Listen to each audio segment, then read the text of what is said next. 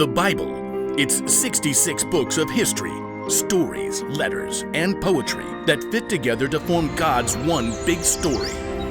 The epic adventure of how He created us and loves us so much that He made a way to rescue us. As we travel through the Bible, from Genesis to Revelation, we discover people who met God and found their lives changed forever. Now, for an amazing story, inspired by the book of John, chapter 20, verses 19 through 29. On the first Easter Sunday, before anyone knew to call it Easter, Jesus' disciples gathered together behind closed doors. Thomas paced the room. Peter and John and the others sat at the table, but no one was very hungry. I tell you, the tomb was completely empty, just like Mary told us. Not empty. The linen cloths were still there. Thomas stopped pacing. I don't get it. Why would someone steal his body but leave the cloths behind? They didn't. That's the point. You mean you believe, Mary, that she saw Jesus alive? Why would she lie to us? I don't know. Everything's upside down. None of us has slept. They could come for us at any minute. Like anyone, Thomas felt it must be a closed case. There was no point in debating. I'm with Mary. What about you, Peter? Well, there's Lazarus.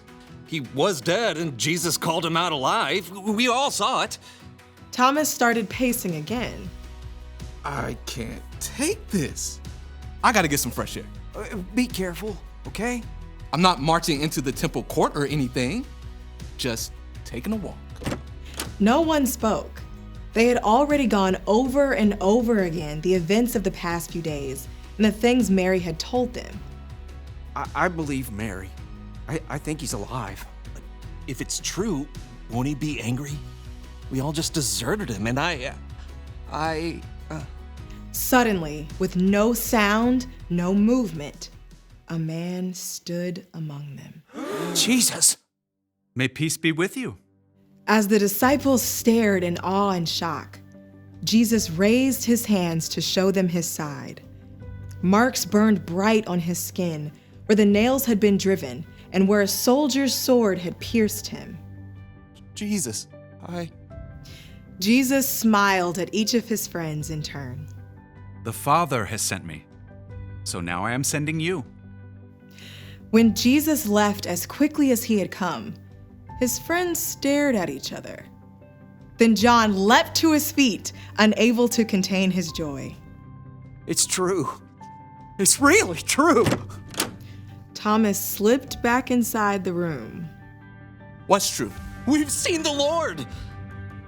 Jesus was right here in this room. he didn't need to open the door. He just showed up. Whoa, hold on. You all saw him? Yeah, we saw him with our own eyes. You guys, it's just wishful thinking. You think all of us made this up? I just can't wrap my mind around it. Not until I see the nail marks in his hands. I must put my finger where the nails were. I must put my hand in his side. Only then will I believe. All week, Thomas refused to waver or listen to the other disciples. Just stop. He died. It was terrible. The following Sunday, the disciples gathered again behind locked doors. This time, though, excitement rippled through the room. Did you hear? Jesus showed up on the road to Emmaus. Well, maybe he'll appear again this week. You guys, enough. But even as Thomas protested, suddenly, someone else stood in the room with them. May peace be with you. Jesus smiled at Thomas and held out his hands. He knew every word that Thomas had spoken to his friends. Put your finger here. See my hands? Reach out your hand and put it into my side. Stop doubting and believe. Thomas felt a deep peace and great joy surging through him. My Lord and my God. Because you have seen me, you have believed. Blessed are those who have not seen me, but still have believed. Thomas was eyewitness to the unbelievable.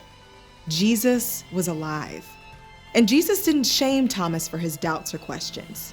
Instead, Jesus lovingly answered Thomas and showed that no question is too big for Jesus.